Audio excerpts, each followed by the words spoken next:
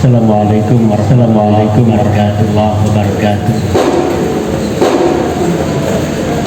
Alhamdulillahirabbil alamin wassalamu ala nabiyyina wa ala alihi wa sahbihi wa man ila yaumiddin. Allahumma alimna ma yanfa'una wa 'allimna ma yanfa'una.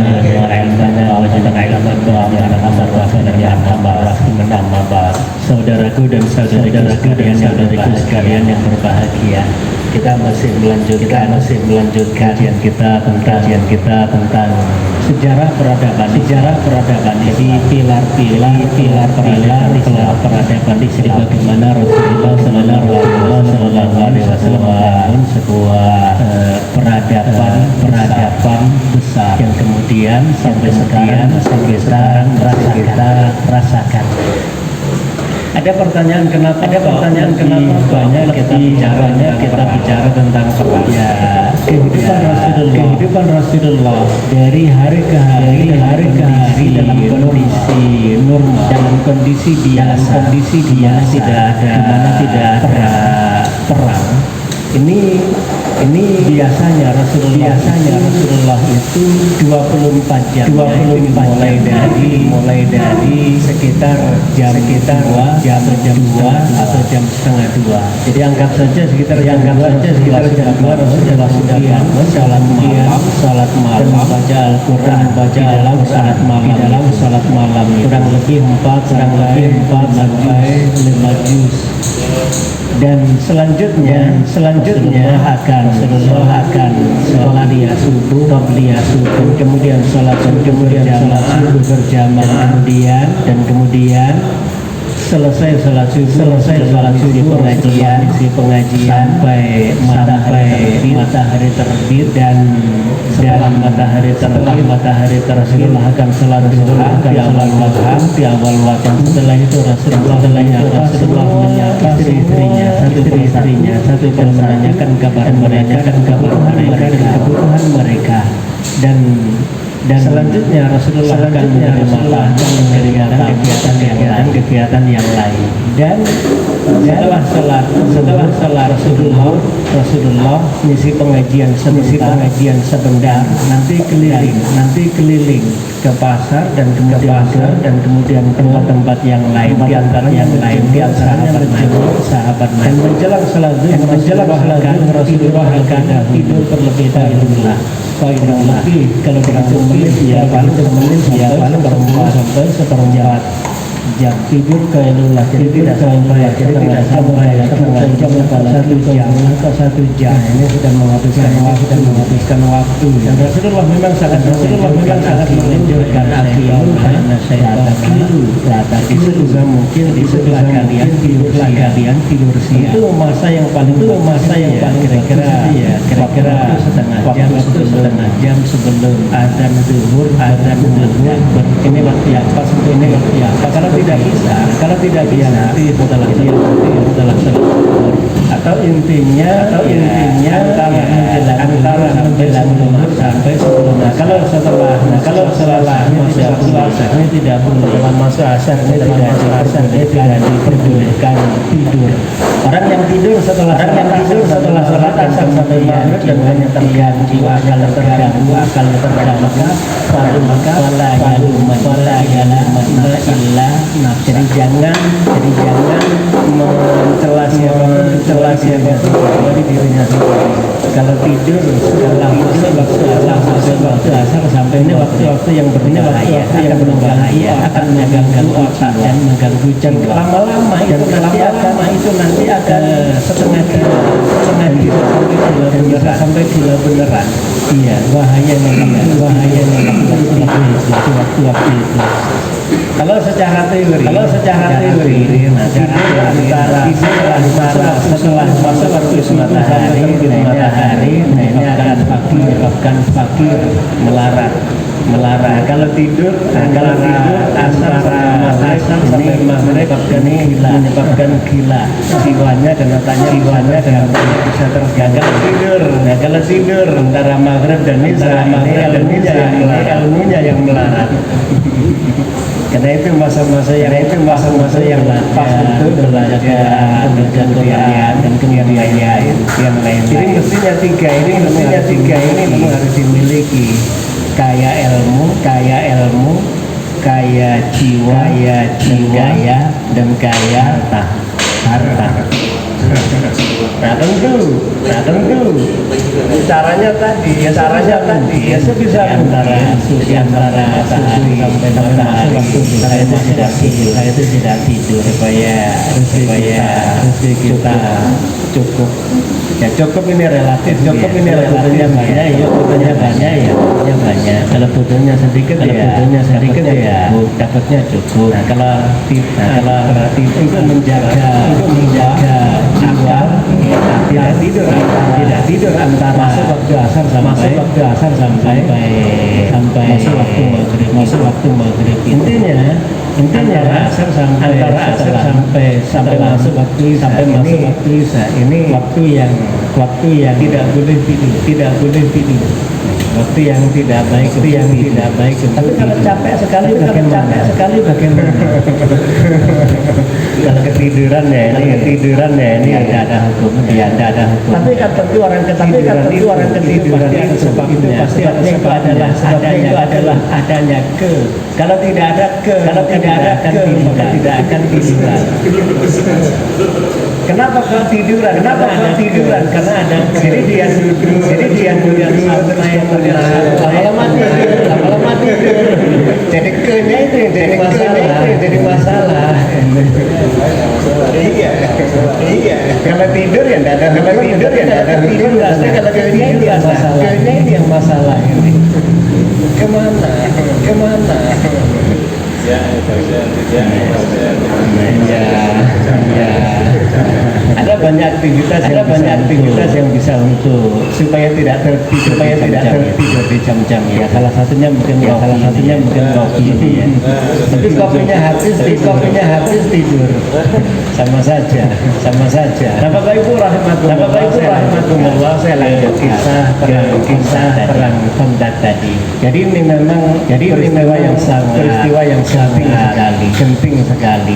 Dan nanti kita akan belajar komunikasi dan kemudian tekad kemudian tipu daya. Jadi apakah menipu itu boleh? Ya tergantung tujuannya apa. Kalau tujuannya itu baik, ya sangat mungkin itu. Tapi kalau tujuannya itu jahat, maka itu akan menjadi jahat. Dalam Al-Qur'an Allah menegaskan Allahu khairul makirin. Jadi mereka berbuat makar dan Allah berbuat makar. Sebaik-baik pembuat makar itu adalah Allah. Kenapa Allah disifati dengan kata makar kan tipu daya. Nah, makar ini sebenarnya bahasa seperti konsolidasi, koordinasi, satu lagi konspirasi. Ini sebenarnya secara bahasa aslinya sama. Cuma lama-lama terbentuk sebuah pemahaman kalau konspirasi itu untuk kejahatan. Kayak perkumpulan geng, gerombolan.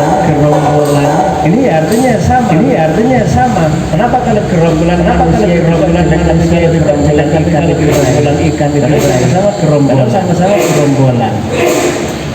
Nah kalau ada orang baik, dia melakukan untuk mencegah kejahatan, budayanya menjadi baik. Tapi kalau ada orang jahat melakukan untuk kejahatan, maka itu menjadi buruk.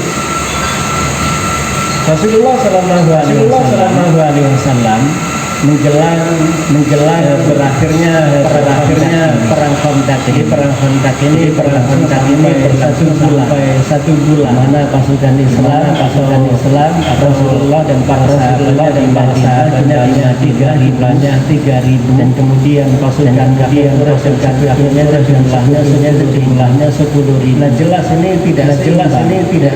Jumlah tidak seimbang. Apalagi 3.000 yang ada di Madinah ini tidak semuanya yang terlatih. Sementara 10.000 pasukan yang terlatih. Di masa-masa Rasulullah SAW menawarkan, maka dua kepala suku dari Madinah saat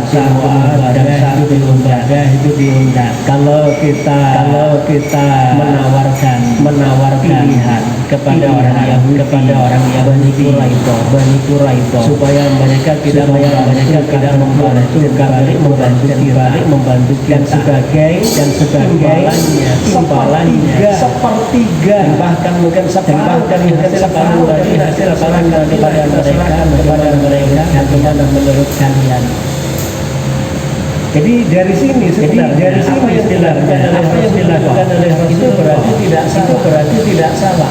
Jadi terkadang memang menjaga keamanan harus menyerahkan sebagian dari kekayaan negara kepada negara lain yang sedang menyerang atau dalam rangka mendapatkan kekuatan dari pihak ketiga.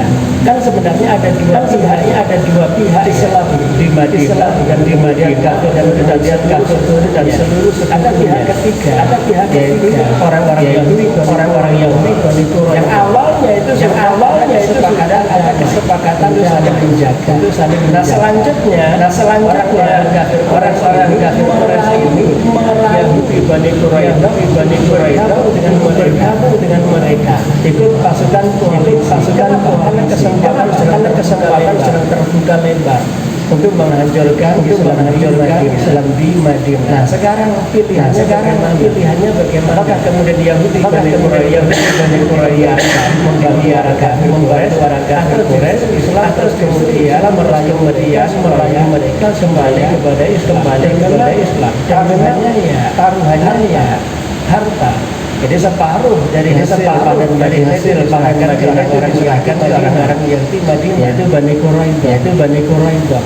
Dari sini saja sampai sini sebenarnya tawarnya itu sah. Apa yang dilakukan oleh Rasulullah itu seorang nabi, tidak mungkin salah. Nah tapi Rasulullah itu orang pemimpin tertinggi di Madinah. Ketika keputusannya itu menyangkut sosial, politik dan keamanan sebuah, dia tidak memutuskan sendiri. Tapi dia melibatkan tokoh-tokoh yang ada di Madinah. Kenapa? Karena nanti mereka juga akan ikut merasakan. Nah, dua tokoh ini ketika diundang oleh Rasulullah, diajak musyawarah, mereka ternyata jawabannya luar biasa. Ya Rasulullah, apakah ini wahyu atau ini strategi perang?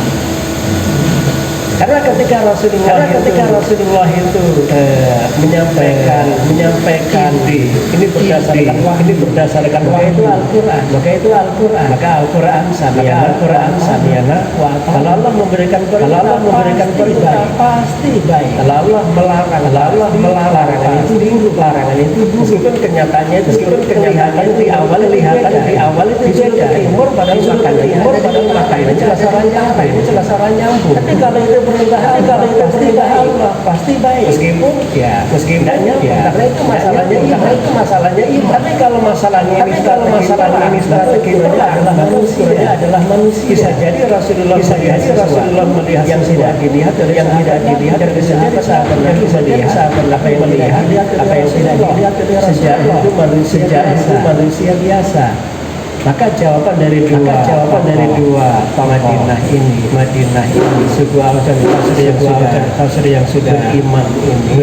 Dia bertanya terlebih dahulu, ya Rasulullah, ini wahyu atau strategi perang? Karena Rasulullah menjawab, ini strategi perang. Menurut saya ini baik. Maka keduanya menjawab, di masa sebelum kamu masuk Islam, mereka orang-orang Yahudi tidak bisa makan gratis kecuali membeli karya hasil panen. Nah sekarang setelah kita masuk Islam, apa mungkin terus kemudian mereka mendapatkan hasil panen itu dengan gratis? Jelas itu tidak mungkin terjadi. Kita akan tetap bertahan.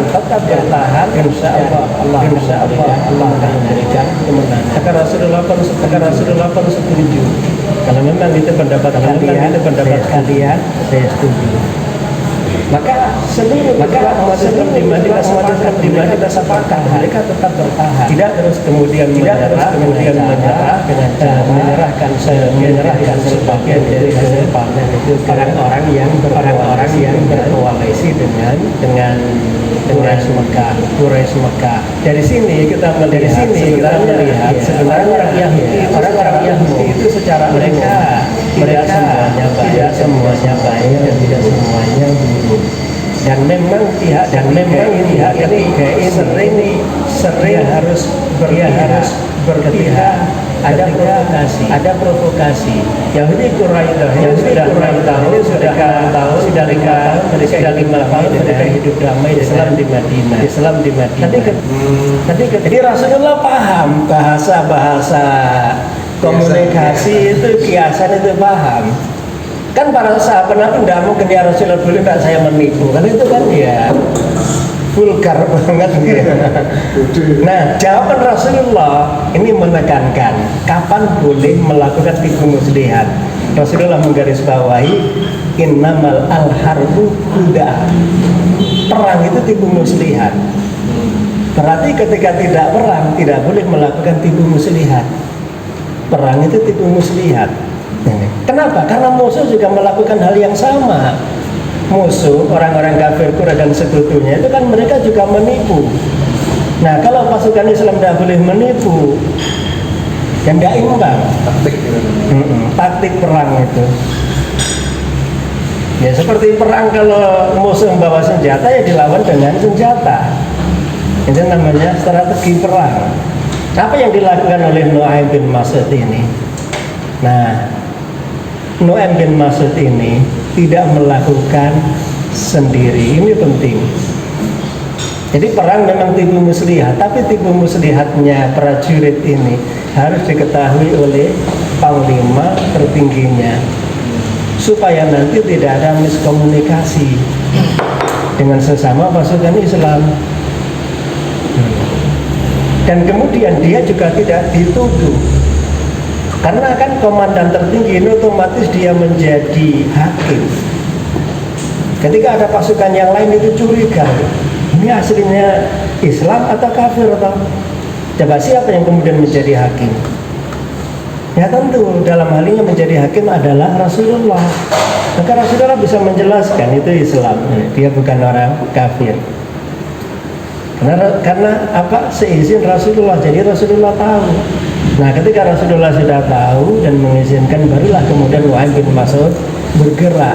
Karena memang menjadi intel dan kemudian tukang adu domba musuh ini memang rawan sekali. Iya, harus punya kemampuan khusus dan dia harus terlindungi. Siapa yang melindungi? Ya tentu komandan tertingginya. Sehingga nanti ketika dia dicurigai oleh sesama teman, ya sesama pasukan Islam, itu ada orang yang melindungi dia. Oh, dia melakukan itu, saya suruh. Kan jadinya kan enak. Tetapi kalau tidak ada yang nyuruh atas nama siapa dan untuk apa, wah nanti jadi ada miskomunikasi. Ya melakukan dewi-dewi, jalan sendiri-sendiri. Nah akhirnya apa? Nu'aim bin Mas'ud ini pun pergi ke Yahudi di Bani Quraidah terlebih dahulu dan kemudian mengatakan, wahai Bani Quraidah, kamu kenal tak siapa saya? Ya tahu.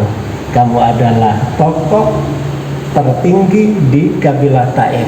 Iya, musuh kita sama. Iya betul, musuh kita sama. Nah, saya punya nasihat untuk kalian. Apa? Kamu tahu siapa pasukan Quraisy Mekah itu? Ya tahu, mereka datang dari Mekah. Nah, mereka datang dari Mekah, berarti mereka bukan penduduk Madinah. Terus, nah kamu sadar enggak bahwa mereka itu datang dari Mekah? Artinya apa? Karena mereka datang dari Mekah, kapan saja mereka bisa pulang ke Mekah. Nah kalian begitu ditinggal oleh Quraisy Mekah, kalian akan hancur, dihancurkan oleh pasukan Islam. Wih, padahal kita sudah mengkhianati perjanjian damai dengan Muhammad Rasulullah. Nah itulah masalahnya. Kalau pasukan kafir Quraisy itu tiba-tiba pergi, besok lusa pergi, tidak ada masalah. Karena ini bukan negeri mereka. Bahkan kalau mereka lama-lama di Madinah bisa mati mereka. Oh iya ya. Nah terus usulanmu gimana? Tenang. Tenang. Nah gini, kalian datang ke Abu Sufyan. Dia adalah komandan tertinggi. Minta 10 orang tokoh muda mereka. Untuk apa? Ditawan di Bani Quraidah, dijadikan jaminan.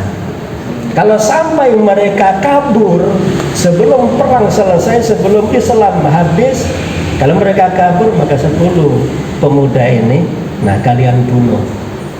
Ancamannya gitu. Supaya mereka tidak seenaknya tiba-tiba kalian ditinggal, padahal kalian sudah mengkhianati perjanjian damai dengan Muhammad, musuh kita. Wah, cerdas banget kamu ya. Aku kan tidak mikir sampai segitu. Kan kita teman. Kanca kental. Terus akhirnya, tapi jangan bilang siapa-siapa lo ya. Ini kanca dewi, ini rahasia antara kita. Ya, kita langsung pergi. Kalau enggak, wah, nanti kalau Muhammad tahu aku bisa mati ya tuh. Membongkar rahasia ini. Akhirnya antara Sumaim bin Masih ini langsung pamitan. Begitu pamitan langsung dia mengendarai kudanya, langsung terus kemudian menemui Abu Sufyan.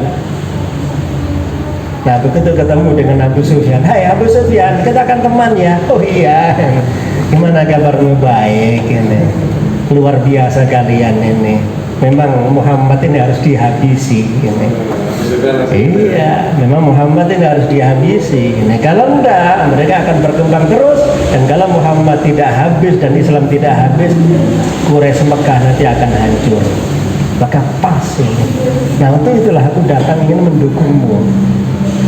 Tapi ada sesuatu.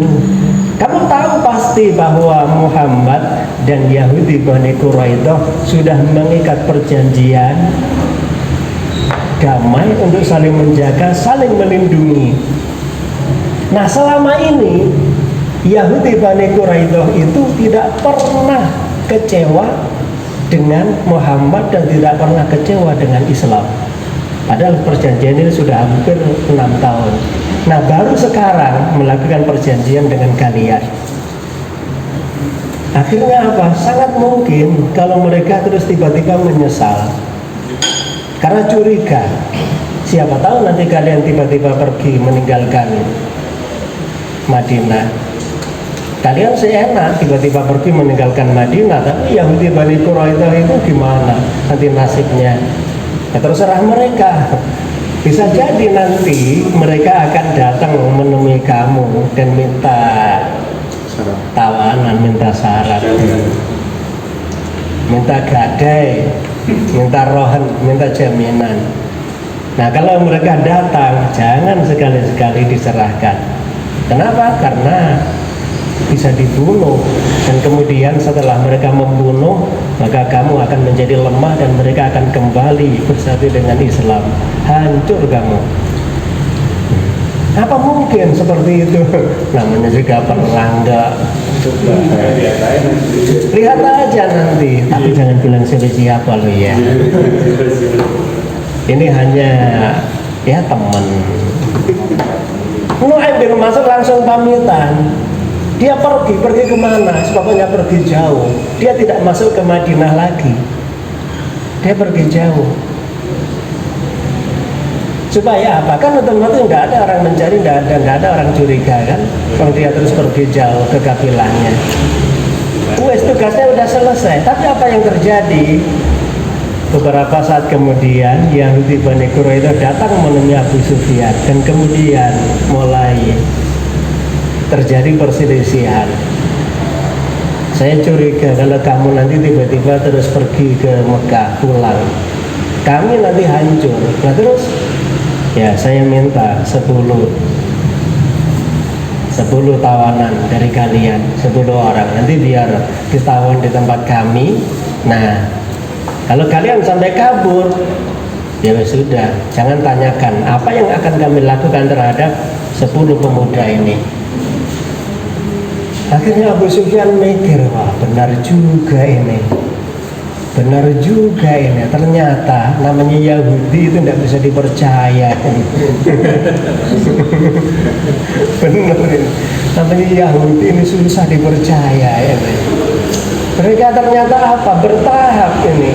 Awalnya A, terus lama-lama B, lama-lama C. Wah, kalau begini caranya habis kita.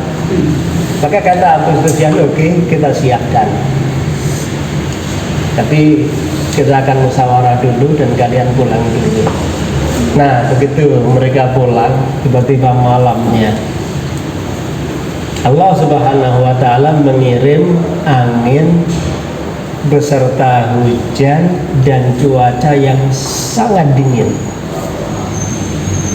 Nah di masa-masa seperti itulah kemudian Rasulullah SAW berdoa, Allahumma hzimil ahzab, ya Allah, porak-porandakan pasukan sekutu Quraisy ini. Tapi apakah doa itu cukup berhenti sampai di situ? Nah ternyata enggak. Rasulullah SAW di malam yang sangat dingin itu ternyata hanya Rasulullah yang masih kuat bangun untuk sholat malam. Seluruh pasukan Islam sampai pasukan Quraisy Mekah, pasukan sekutu itu juga mereka tidak ada yang kuat berdiri. Kenapa? Karena saking dinginnya dan kemudian ditambah lagi hujan gerimis, angin bertiup kencang. Nah di sini ada cerita yang luar biasa. Di akhir malam itu, jadi Rasulullah salat malam ya biasanya sekitar jam-jam 2 itu atau mungkin kurang sedikit. Rasulullah masih salat malam. Nah terus tiba-tiba ya, ini ceritanya berawal dari kisahnya Hudzaifah bin Yaman. Jadi sahabat Hudzaifah bin Yaman ini pernah duduk-duduk bersama generasi tabi'in jauh setelah Rasulullah wafat. Mereka duduk bersama generasi tabi'in. Nah generasi tabi'in ini kemudian mereka berangan-angan, seandainya aku ketemu dengan Rasulullah ini, pasti aku akan seperti lebih hebat daripada Abu Bakar. Ya mungkin seperti kita ya. Seandainya saya menjadi sahabat Nabi, pasti saya akan berjuang membela Nabi habis-habisan. Seandainya. Nah maka sahabat Hudzaifah bin Yaman ini kemudian menjelaskan, wahai kalian, jangan berangan-angan seperti itu. Tahu enggak, ketika malam terakhir perang Khandaq itu hanya Rasulullah yang berdiri salat. Selebihnya semua pasukan Islam itu tiarap, tidak kuat berdiri karena saking dinginnya, angin kencang.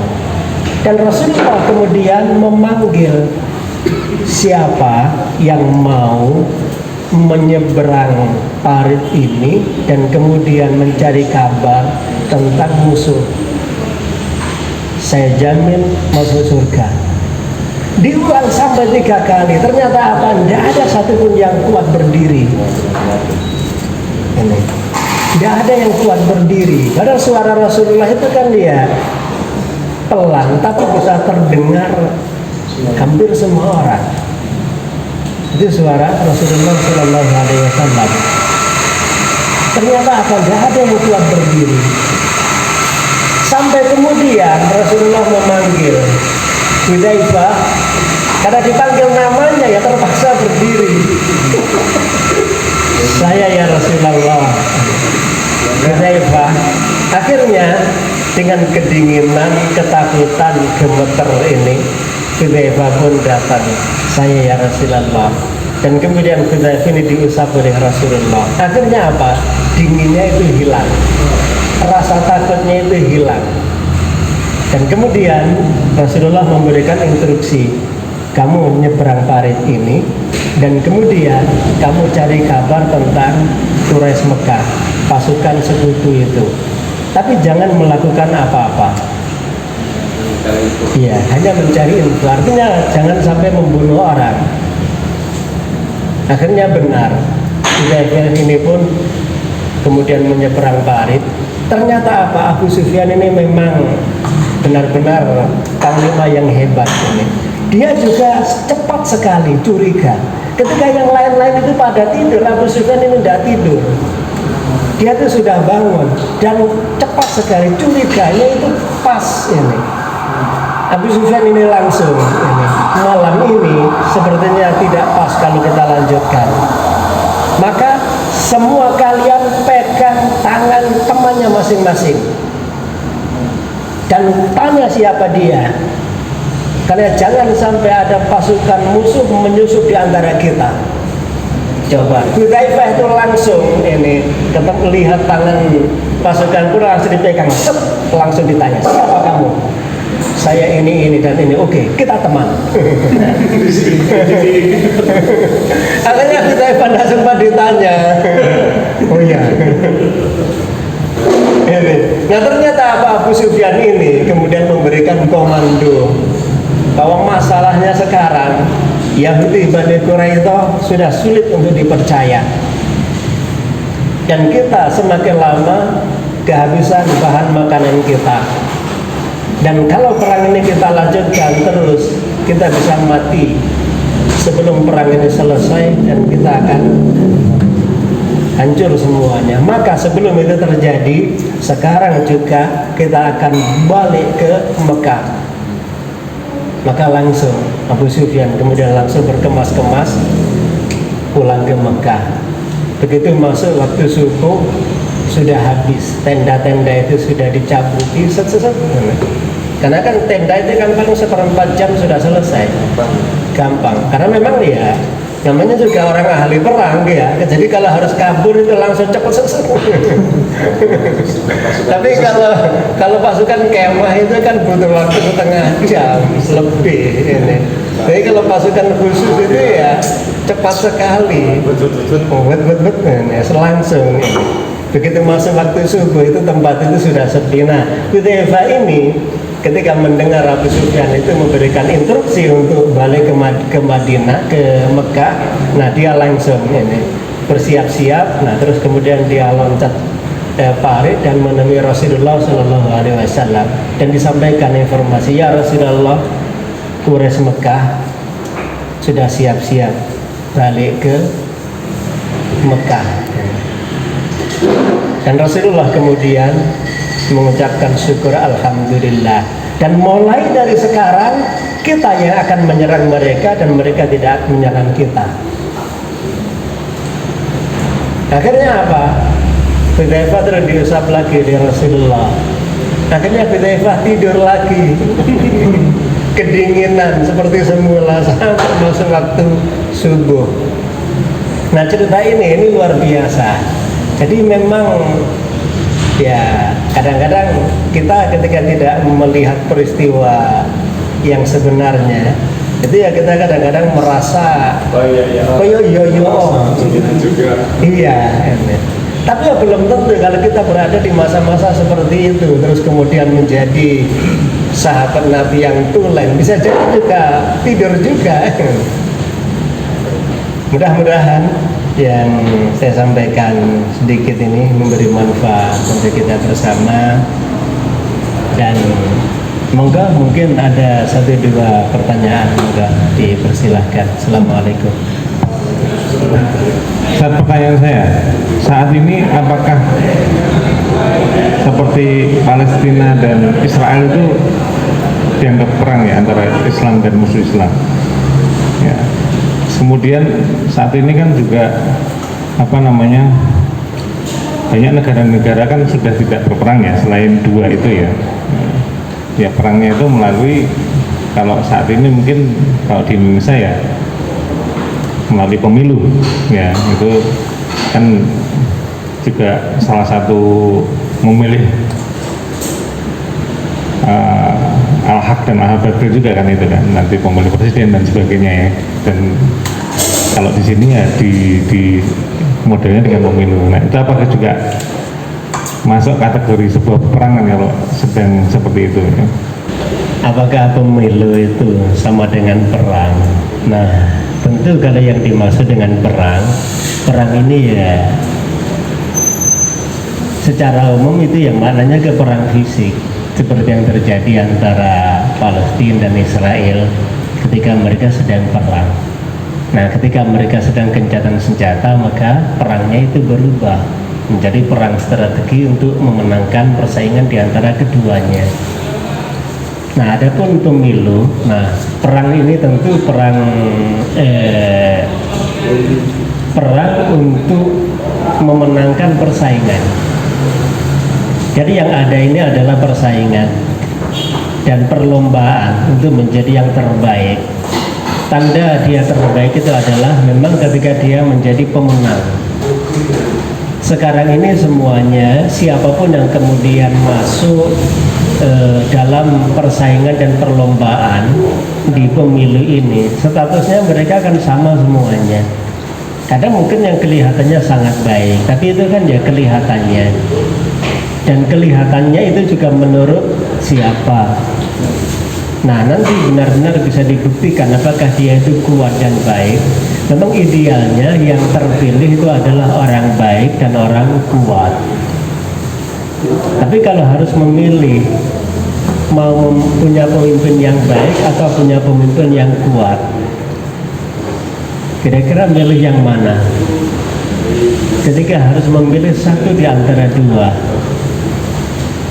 Secara kalau dalam politik ya, kalau dalam politik itu punya pemimpin yang kuat itu lebih baik daripada punya pemimpin yang baik. Andai harus memilih, iya, pemimpin yang kuat. Buat fisik atau pemikiran? Ya tentu kalau dia seorang pemimpin itu ya kuat dalam arti apa yang dibutuhkan dia menjadi pemimpin politik itu. Nah kalau dia ustadz kiai ya tentu kuatnya itu di ilmunya. Tapi kalau pemimpin politik itu ya kuatnya itu di mana? Di ilmunya dan di pendukungnya. Kekuatannya kan di situ. Dan kemudian dengan kekuatan diplomasinya. Kenapakah saya katakan bahwa dalam hal politik itu pemimpin kuat itu lebih daripada pemimpin yang baik? Karena dulu pada masa Khalifah Umar bin Khattab radhiyallahu anhu,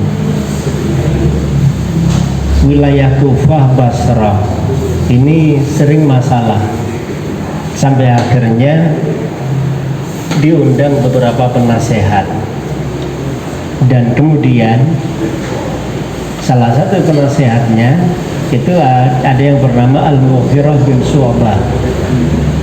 Padahal saat itu Kufah itu sudah dipimpin sahabat Nabi yang dijamin surga, Sa'ad bin Abi Waqqas. Dia orangnya sangat baik. Ya tentu termasuk orang kedua, hari kedua masuk Islam, dia dijamin masuk surga. Ibaratnya itu kurang soleh apa, kurang baik apa. Tapi meski demikian, dia juga tidak bisa mengatasi masalah yang ada di Kufah, Basrah dan sekitarnya itu. Nah, maka Khalifah Umar bin Khattab ini mendapatkan usulan dari Al-Mughirah bin Syu'bah Usulannya adalah ya Amirul Mukminin, kalau Anda punya gubernur yang baik tapi lemah, maka kebaikan gubernur itu kembali kepada gubernur itu, dan kelemahan gubernur itu akan menjadi kelemahan khalifah. Nah, kalau Anda punya gubernur yang kuat tapi kurang baik, maka kekuatannya ini akan menjadi kekuatan khalifah, dan kelemahannya dan kejelekannya akan menjadi kejelekan dia.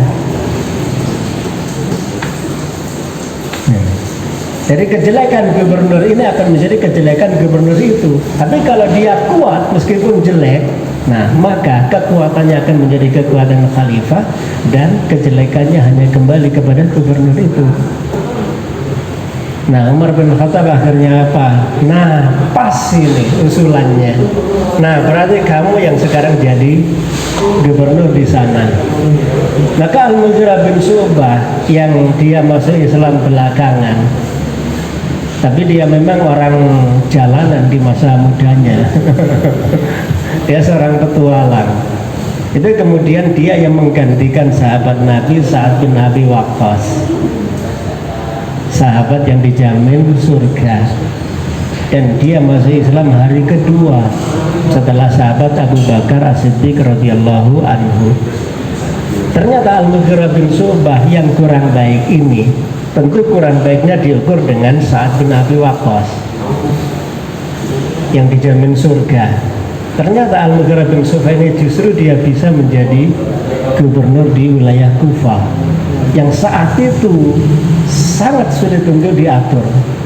Kenapa? Karena di masa mudanya Al-Mughirah ini memang ya dia petualang. Jadi dia punya teman-teman yang memang geng-geng itu, sehingga dia bisa menipu tapi tidak bisa ditipu. Ibaratnya gitu. Tapi karena dia baik, maka keahliannya itu tidak dimanfaatkan untuk kejelekan, tapi keahliannya dimanfaatkan untuk kebaikan. Ini dalam hal politik. Salah satu kehebatannya Al-Mughirah ini adalah dia ketika dituduh menyuap tokoh-tokoh kabilah. Jadi ada salah satu tokoh kabilah dari Kufah ini datang ke Madinah dan kemudian menyerahkan 100.000 dinar dan mengatakan, ya Amirul Mukminin, saya menerima suap dari Al-Mughirah 100.000 dinar supaya saya diam atas kejahatannya Al-Mughirah. Tapi lama-lama hati saya tidak tega kalau uang negara ini ternyata dipakai untuk menyuap orang seperti saya ini.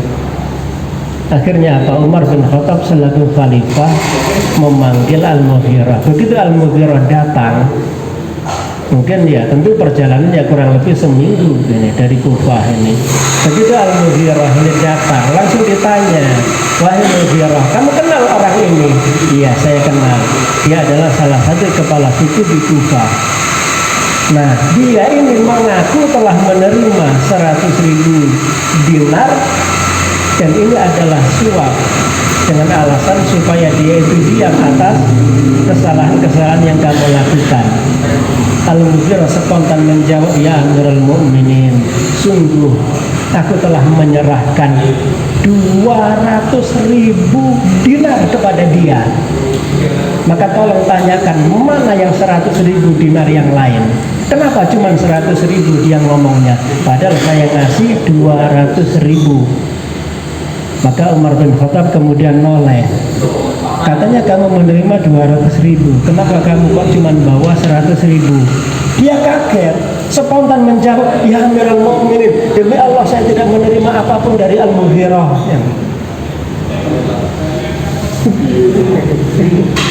Ya Amirul Mukminin, demi Allah aku tidak menerima apapun dari Al-Mughirah. Akhirnya apa?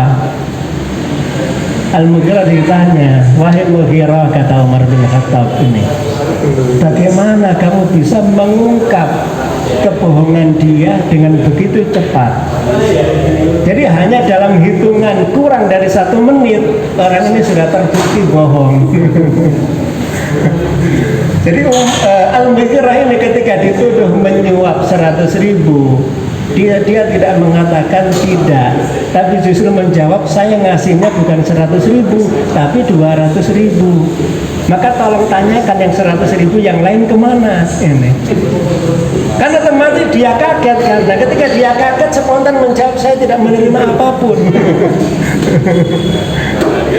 Iya, jadi dibalik dia bingung akhirnya. Nah terus dia ngaku lah, ini dapat dari mana ini 100.000 ini? Nah ternyata dia itu mengumpulkan dari kabilahnya. Jadi dia mengumpulkan dari teman-temannya. Memang sengaja Al-Mughirah ini susah diajak kerjasama ini oleh orang jahat. Iya, mau digulingkan, tapi ternyata apa, Al-Mughirah ini tidak bisa digulingkan. Susah orang jahat mau mukili Al-Mughirah. Nah ini terkait dengan politik, memang ada ciri khas yang berbeda. Maka biarlah nanti persaingan ini berjalan dengan normal, dan harapannya tentu akan terpilih orang yang kuat dan terbaik. Ini harapannya. Wallahu a'lam. Kan manusia itu kodratnya baik ya, tapi ya kenapa ada yang jahat, ada yang kafir, ada yang seperti itu, dan kita kan tahu ya itu ada pengaruh dari semacam perbawaan, itu ada pengaruh dari asuh. Makanya kita sendiri tidak bisa memilih untuk dilahirkan di keluarga yang seperti apa, di lingkungan yang seperti apa. Satu, terus kan itu akan berkembang. Terus yang kedua kan itu kan dari kan awal ya fantasi ya, sedangkan saat kita dewasa kan kita udah punya pilihan sendiri.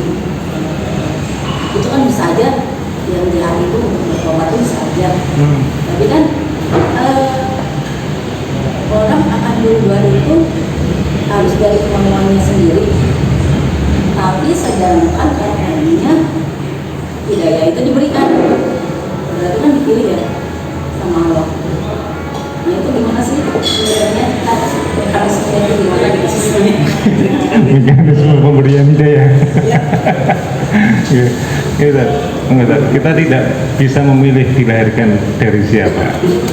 Ya, yang pertama kan. Yang kedua tadi mengenai hidayah tadi, mekanismenya. Bapak sudah ada yang nggak sesuai sama kodratnya. Pertama, manusia itu dilahirkan dalam keadaan baik. Jadi kullu mauludin yuladu alal fitrah. Iya, dari rahim siapapun dia dilahirkan dalam keadaan fitrah, suci, bersih, murni, dan tidak ada pengaruh dari apapun dan dari siapapun.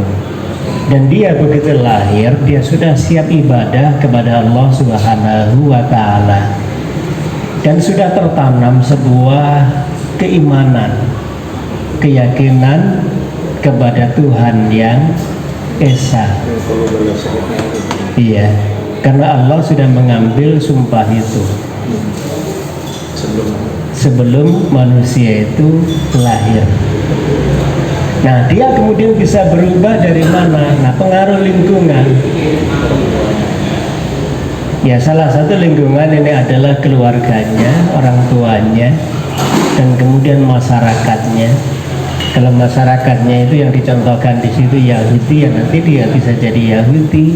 Kalau masyarakatnya itu Nasrani, ya bisa jadi Nasrani. Kalau masyarakatnya itu Hindu, Buddha, atau orang tuanya itu Hindu, Buddha, Konghucu, dan yang lain-lain, ya dia bisa berubah menjadi itu semuanya. Ini pengaruh dari lingkungan. Ini berarti asal-usul manusia itu memang baik. Nah, kemudian terkait dengan hidayah. Hidayah ini memang wajib dan harus kita yakini bahwa hidayah ini milik Allah. Innal huda hudallah. Jadi sesungguhnya hidayah itu adalah milik Allah. Allah yang memberikan hidayah ini kepada siapapun. Innallaha yahdi may yasha. Allah memberikan hidayah kepada siapapun. Tapi hidayah ini ada dua. Jadi ada hidayatul irsyad. Hidayatul irsyad ini hidayah dalam artian petunjuk jalan, termasuk pendidikan, pengajaran, dakwah. Maka ini namanya hidayah dalam arti petunjuk. Tapi ada namanya hidayatul taufiq. Hidayatul taufiq ini artinya dari kata wafaqa yuwaffiq ke taufiq. Taufiq ini artinya sesuai. Jadi kesesuaian antara keyakinan pelaksanaan dengan petunjuk jalan. Petunjuk jalan itu untuk semuanya, tapi tidak semua orang mau mengikuti petunjuk jalan. Umpamanya belok kanan ke Colomadu umpamanya, apakah semua orang kemudian mau mengikuti jalan itu? Belum tentu. Termasuk ada petunjuk jalan, lampu merah, kuning, hijau. Itu petunjuk jalan, hidayah jalan. Tapi semua orang ketika membaca hidayah itu, tidak semuanya mengikuti hidayah itu. Dia kadang-kadang mikir-mikir ketika lihat kanan kiri kok sepi, nah maka hidayah itu kemudian dilewati aja, tandanya merah tapi dia lanjut jalan. Berarti kan dia tidak mengikuti hidayah jalan itu. Jadi petunjuk jalan itu bisa disebut hidayah secara bahasa, dia petunjuk. Tapi tidak semua orang mengikuti petunjuk. Nah, kemudian bagaimana orang itu mau mengikuti petunjuk? Nah, tentu harus ada kemauan. Kemauan itu siapa yang memberi? Nah, kemauan ini ya tentu ini yang datangnya dari Allah Subhanahu wa Ta'ala. Agak sulit untuk mengatakan bagaimana kemauan itu bisa muncul. Coba kalau diteorikan gimana? Kenapa terus tiba-tiba saya mau, kemudian kenapa tiba-tiba kok saya ada keinginan untuk mungkin belajar Islam, dan kemudian kalau itu orang non-Muslim tiba-tiba ada keinginan tanpa ada yang mempengaruhi, kadang-kadang terus dia muncul keinginan untuk mempelajari Islam, dan kemudian pada akhirnya dia meyakini Islam agama yang benar dan dia masuk Islam. Yang memunculkan keinginan itu adalah Allah Subhanahu wa Ta'ala. Sama dengan kekuatan, kita tidak akan bisa mau melakukan apapun kalau kita tidak punya kekuatan. Nah, kekuatan itu siapa yang memberikan, yang memunculkan? Allah Subhanahu wa Ta'ala. Jadi ada kemauan, ada kekuatan. Siapa yang memberi kemauan dan kekuatan itu? Allah. Di sini sudah susah untuk diteorikan. Karena kalau kekuatan itu dari makan, tidak semua orang yang makan kuat. Nah, kalau orang itu makan tempe, kenapa kok kamu makan tempe? Ya memang saya mau makan tempe. Terus ditanya, kenapa kok kamu mau? Itu tidak ada jawabannya. Bagaimana kok kamu mau? Ya tidak tahu ya. Jadi dari mana muncul kemauan ini? Ini agak susah untuk diteorikan. Nah, kita akan bingung kalau mempertanyakan yang kita tidak tahu jawabannya. Dari mana muncul kekuatan? Ini memang ada teorinya, tapi kenapa tidak berlaku untuk semua orang? Dari mana muncul kemauan?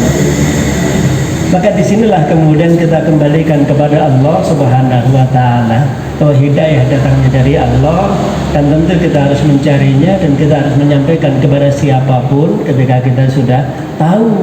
Dan kemudian kita harus yakin bahwa pada akhirnya la haula wala quwata illa billah, tidak ada daya, tidak ada upaya, tidak ada kekuatan kecuali datangnya dari Allah. Bukan karena makanan, karena tidak semua orang yang makan kemudian kuat. Ada orang yang tidak makan terus malah kuat, ya. Contoh mungkin 14 jam tidak makan, begitu melihat makanan langsung kuat. Ini kapan itu? Nanti kalau pas puasa Ramadan. Piye toh mas tadi itu lemas, begitu mendengar azan langsung kuat, semangat ini. Berarti kan dia kuat dan semangat bukan karena makanan, dia belum makan. Wallahu a'lam. Kalau pengaruh teman tadi Ya, lingkungan. kalau pengaruh teman dan lingkungan ini memang tidak bisa dipungkiri. Dan Rasulullah itu juga menggambarkan dalam hadis yang lain bahwa pengaruh teman ini seperti digambarkan seperti penjual minyak, terus yang satu lagi digambarkan seperti tukang pandai besi. Dan berarti tukang pandai besi itu buruk, bukan. Tapi gambarannya kalau berteman sama pandai besi itu nanti mesti kena asapnya, kena apinya, dan seterusnya. Nah, kalau berteman dengan penjual minyak wangi, kalau tidak bisa beli minimal disuruh mencium. Nah, terus kemudian disuruh mencoba. Wangi lah. Disuruh mencoba, ya gambarnya seperti itu. Itu pengaruh teman. Makanya Imam Ali bin Abi Thalib itu pernah mengatakan, anil mar'i la tas'al fasal an qarinihi. Fa innal qarina bil muqarani yaqtadi. Jadi kalau kamu ingin tahu karakter seseorang, kepribadian seseorang, jangan tanya siapa dia. Kamu itu kayak apa? Ya jangan tanya.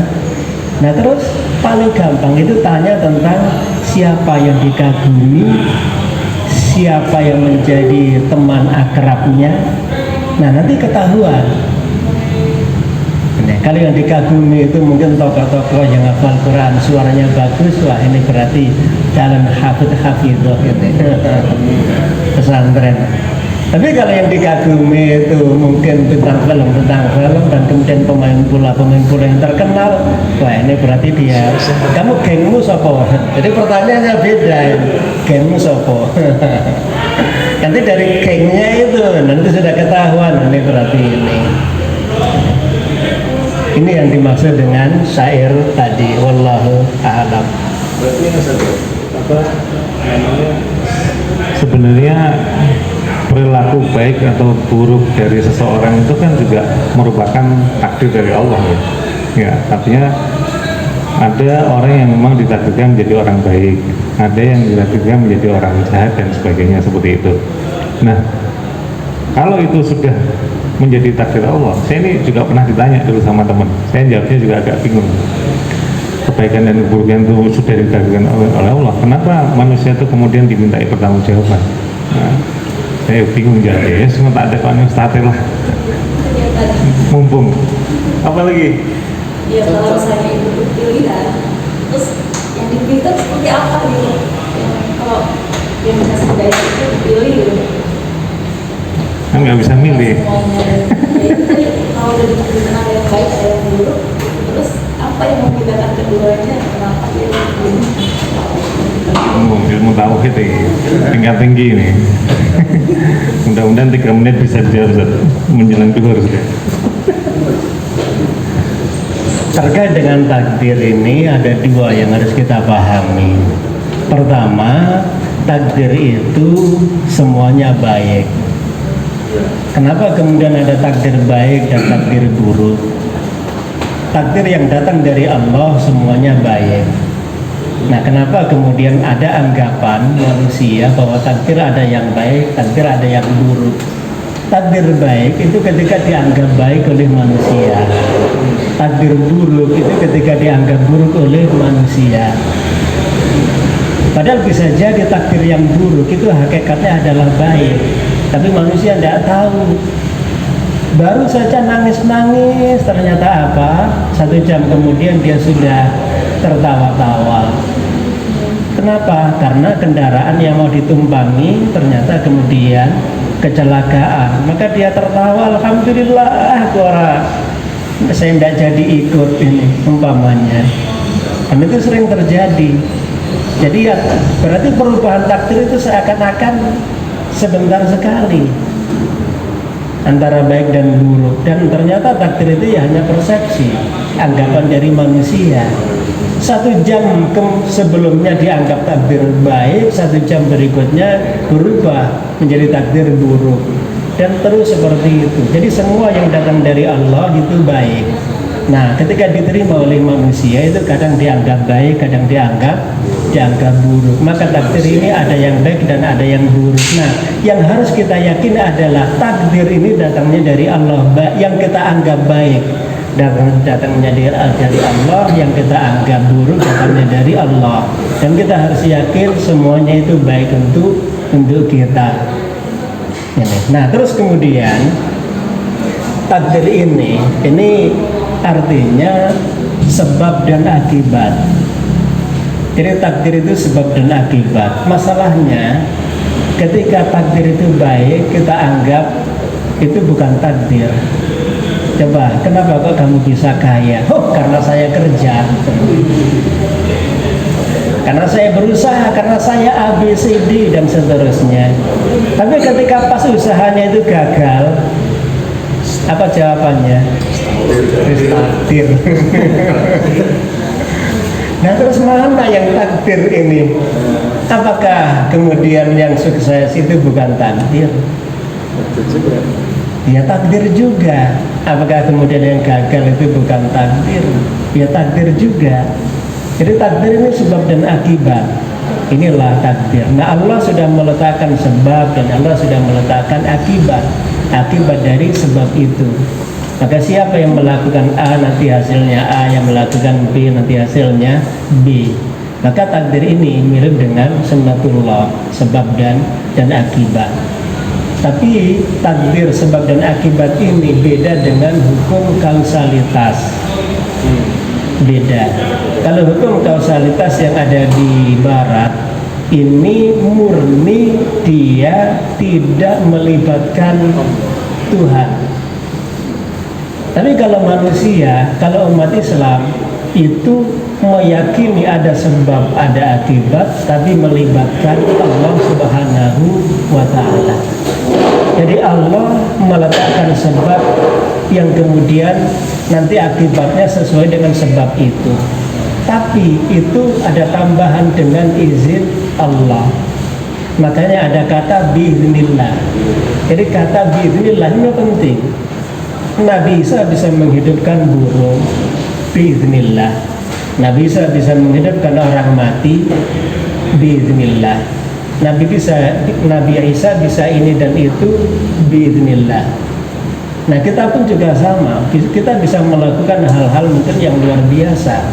Tapi ya tadi biiznillah. Jadi sebab dan akibat ini hukum kausalitas. Nah, kalau kita orang Islam wajib melibatkan Allah biiznillah tadi, dengan izin Allah Subhanahu wa Ta'ala. Nah, kita harus meyakini bahwa Allah itu Maha Tahu, Maha Kuasa dan Maha Bijaksana. Dan Allah tahu peristiwa-peristiwa yang akan datang, sedetail apapun Allah tahu. Apakah pengetahuan Allah terhadap peristiwa yang akan terjadi itu berarti Allah menzalimi manusia-manusia yang terlibat dalam peristiwa itu? Tentu tidak.